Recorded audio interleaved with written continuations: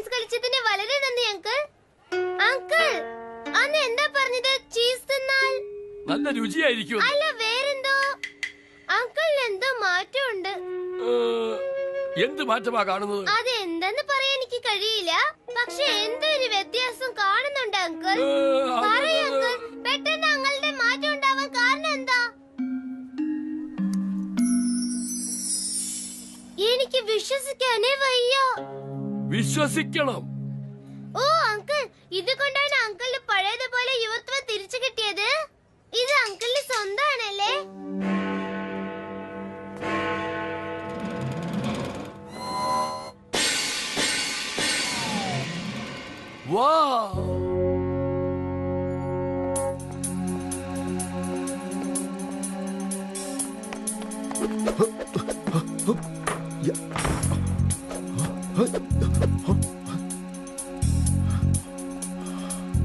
മാന്ത്രിക കല്ല് അന്വേഷിച്ചു വന്നതാണോ?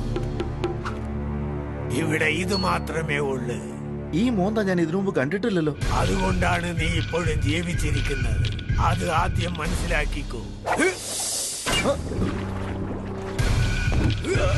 ഞാൻ പറക്കുന്നതിൽ പരുന്ത്, പക വീട്ടുന്നതിൽ പാമ്പ്, ഗർജിക്കുന്നതിൽ സിംഹം, വേട്ടയാടുന്നതിൽ പുലി. ഇതെങ്ങനെയുണ്ട്? അറിയാതെ വന്ന് എന്റെ അടുത്ത് കുടുങ്ങിയില്ലോ മരത്തലയ. എന്നെ തൊട്ട് കളിക്കുന്നു നിന്നെ.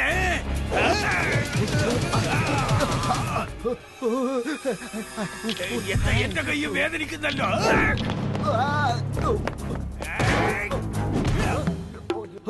ചവിട്ടുന്നതിൽ കഴുതയാണെന്ന് പറഞ്ഞില്ലല്ലോ. ആരെ പറ്റിയാടാ കഴുതെന്ന് പറഞ്ഞത്?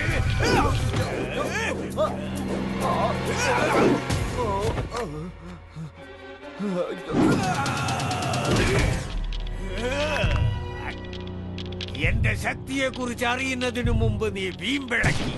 എടാ കോമാളി, ജാക്കിയുടെ മേൽ നിന്ന് കാലെടുക്കുന്നതാ നല്ലത്. അങ്കിൾ വന്നു കഴിഞ്ഞു. എനിക്ക് എതിരാളിയുടെ തല വെട്ടുന്നതാണ് ഇഷ്ടം. വാനത്തോളം വളർന്ന നിനക്ക് എന്നോട് മത്സരിക്കാനാവൂടാ?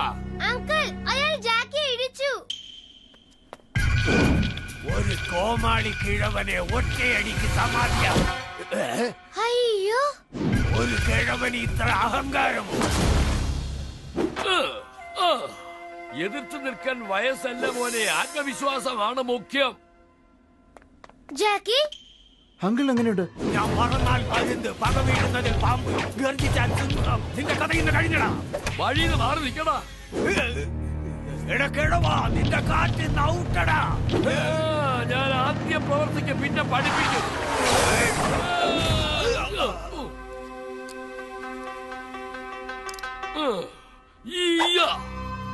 ജൂലി, അങ്കിളിന് പകുതി വയസ്സ് കുറഞ്ഞ പോലെ തോന്നുന്നല്ലോ. അടിച്ചു പൊളിക്ക് അങ്കിൾ.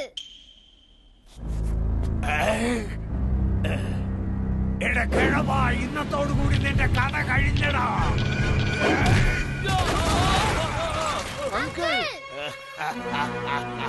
നിന്നേക്കാൾ ഞാൻ കേമം തന്നെയാടാ.